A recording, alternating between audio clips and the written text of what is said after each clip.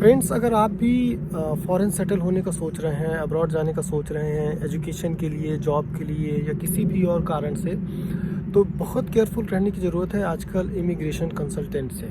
Immigration consultants India में कुकुरमुत्ते की तरह इस समय उग रहे हैं। पान की दुकानें कम पड़ रही हैं, इमिग्रेशन कंसल्टेंट्स ज़्यादा आ गए हैं। और हो ये रहा है कि वो कुछ भी गूगल सर्च करके, कोई भी चैट जीपीटी का यूज़ करके आपको बता देंगे कि ये रूल्स हैं, हम इस चीज़ में एक्सपर्ट हैं, हम तो ये वीज़ा करा देते हैं, ये यूनिवर्सिटी में एडमिशन करा देते हैं। और अल्टीमेटली उनके भरोसे आप लाखों रुपए खर्च कर देते हैं, या तो यहाँ आ जाते हैं लाखों रुपए खर्च करके, या कई बार वहीं फंस जाते हैं, सालों साल वीज़ा का इंतज़ार करते रहते हैं।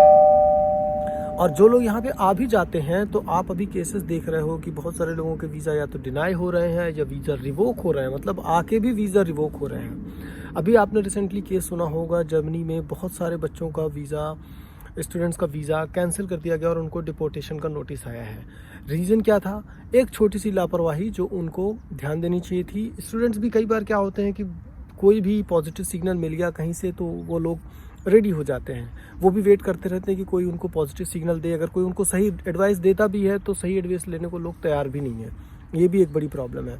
और इसी सिचुएशन को यूज़ करते हैं इमिग्रेशन कंसल्टेंट्स की। आप किसी भी तरह से, आपको वीज़ा चाहिए और वो भी बोल देते हैं कि हाँ, हम आपको किसी भी तरह से दिलवा देंगे। अब हो ये रहा है कि जिन यूनिवर्सिटीज़ में रिमोट क्लासेस चल रही हैं, हाइब्रिड क्लासेस चल रही हैं, जिनके लिए वीज़ा की ज़रूरत ही नहीं है, आपको ऑनलाइन यहाँ पे स्टडी करने की ज़रूरत नहीं है, उन पे उन्होंने आपको वीज़ा लगवा के भेज दिया है।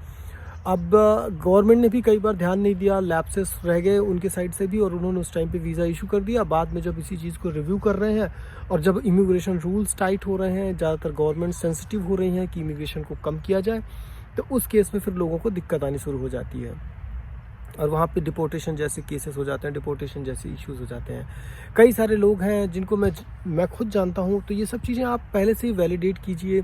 फैमिली इंडिया में फंसी हुई है, वो यहाँ पे आ गए हैं, यहाँ आने के बाद उनको जॉब नहीं मिल रही है, जॉब की असली सिचुएशन नहीं बता रहे हैं, जॉब मार्केट कैसा ये नहीं बता रहे हैं, क्या चैलेंजेस आने वाले हैं, ये सारी डिटेल वो बताते नहीं हैं।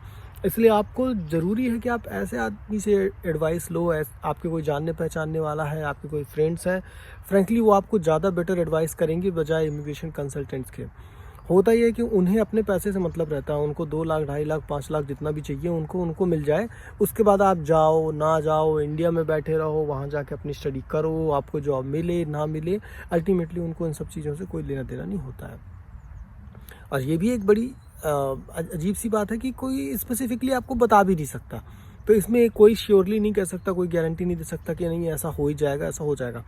पर जो मेरी एक्सपेक्टेशन रहती है इमिग्रेशन कंसल्टेंट से कि आप जो कमिट कर रहे हो एटलीस्ट वो सही कमिट करो। जो आप कमिट कर रहे हो ना, आप अपना काम करके दो। बाकी जो होगा नहीं होगा, कल क्या होगा, चैलेंजेस क्या आएंगे, वो तो कोई नहीं जानता है। फ्यूचर नोबडी नोज़, और उसके बारे में लोग बात नहीं कर सकते, कोई भी उस पर कमिट नहीं कर सकता और करना भी नहीं चाहिए, विच आई एग्री विद दैट। तो आपको सबसे बढ़िया ज़रूरत है इमिग्रेशन कंसल्टेंट्स आप ऐसे यूज़ करो जो एक्सपीरियंस्ड है, जिनके पास 10, 20, 30 साल का एक्सपीरियंस हो। क्योंकि ये जो 2 साल, 4 साल, 5 साल, और होता क्या है कि ये कंपनीज खुलती साल 2 साल पहले हैं और उसके बाद वो डिक्लेयर कर देते हैं कि वो 20 साल से काम कर रहे हैं। लिखने में क्या जाता है, वो बोल देंगे कि मैं अपने दादा के ज़माने से काम कर रहा हूँ। ऐसी इमिग्रेशन कंसल्टेंट्स को आप चूज़ कीजिए जिनके पास अच्छा खासा एक्सपीरियंस हो, अच्छे खासे टेन्योर हो, जिनकी कई सारी ब्रांचेज़ हैं। और देखो, प्रॉब्लम तो सभी जगह आएगी, ऐसा नहीं है कि प्रॉब्लम नहीं आएगी। हो सकता है बड़ी कंसल्टेंसी में भी प्रॉब्लम हो, क्योंकि हर चीज़, मैं सच बताऊँ, मेरा जितना एक्सपीरियंस रहा, मैंने आज तक 100% ट्रांसपेरेंट एजेंसी नहीं देखी। 100% ट्रांसपेरेंट नहीं होंगी क्योंकि उनका जो ऑब्जेक्टिव है भी फेल हो जाता है ना। सेल्समैन का काम ही क्या है कि मुझे तो बस सेल कर दो, कुछ भी बेच के, कुछ भी बोल के, फिर बाद में वो प्रोडक्ट चले ना चले, कम चले ज़्यादा चले, वो आपकी किस्मत है और आपके ऊपर है। उनको अब तो बेच के निकल लेना है। तो ये एक सबसे बड़ी प्रॉब्लम है। और आप खुद से एनालाइज करो कि किस सिचुएशन में आप कहाँ पे फिट बैठ रहे हो। आप खुद से अपनी रिसर्च करो। आजकल इतने सारे प्लेटफॉर्म्स अवेलेबल हैं, लिंक्डइन अवेलेबल है। आप खुद उन कंपनीज़ के वेबसाइट पे जा सकते हो, यूनिवर्सिटीज़ के वेबसाइट पे जा सकते हो। आप खुद अपने आप को एसेस कर सकते हो। तो बहुत ज़्यादा ना किसी पर रिलाई करने की बजाय आप खुद से इन्फॉर्मेशन कलेक्ट करो, खुद से गैदर करो, खुद से सारा माहौल पता करो, आप अपने आप को सेल्फ एसेस करो। वो ज़्यादा बेटर है बजाय आप किसी और के भरोसे के। क्योंकि उनको तो क्या है कि उनको हर चीज़ में हाँ कहना है। आप जा सकते हो तो भी वहाँ कह देंगे, नहीं जा सकते हो तो भी हाँ कह देंगे। आप एलिजिबल हो तो भी हाँ कह देंगे, नहीं एलिजिबल हो तो भी हाँ कह देंगे, क्योंकि उनको उनका पैसा मिल जाएगा। उसके बाद आपको जाओ नहीं जाओ, आप जा पाओ, आप फैमिली फंस जाए, उनको ये सब चीज़ों से कोई फ़र्क नहीं पड़ता।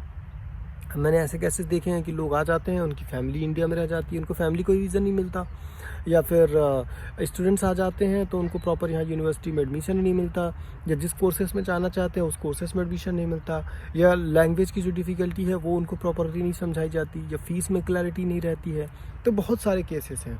और अभी आप जो देख रहे हो वीज़ा डिपोर्टेशन का, तो ये तो बहुत ही यूनिक केस हो गया है कि लोग आ चुके हैं, यहाँ पर सेटल हैं, एजुकेशन चल रही है, इसके बाद फिर उनको बताया जा रहा है कि आप इंडिया में जाके एजुकेशन कंप्लीट करो, क्योंकि आपकी एजुकेशन तो हाइब्रिड एजुकेशन। इसके अलावा अगर आप देखोगे, जॉब मार्केट है जो वहाँ के लोकल लैंग्वेज की रिक्वायरमेंट है, उसको भी वो क्लियरली एक्सप्लेन नहीं करते हैं, उसको भी कई बार इजीली बता देते हैं कि कितनी कॉम्प्लेक्सिटीज़ है, उसको ये भी नहीं समझाने की कोशिश करते हैं। अब जैसे यहाँ पे आने के बाद ना जॉब सर्च करना उतना रिलेटिवली इजी नहीं है जितना कि इंडिया में है। जॉब अपॉर्चुनिटीज़ कितनी है तो वो भी एग्जैक्टली वो सही से नहीं बताते हैं। तो आप अपने आप को खुद एसेस करो, अपने इंडिपेंडेंट जगहों से पता करो, कई सारे सोर्सेज से पता करो, कई सारी जगहों से पता करो, अपने दोस्तों की हेल्प लो, अपने जानने वालों की हेल्प लो, या अपनी खुद की रिसर्च करो, गूगल का यूज़ करो, चैट जीपीटी का यूज़ करो, इन्फॉर्मेशन निकालो, और जो आपके सामने इन्फॉर्मेशन आ रहा है उसको आप खुद पे एसेस करो।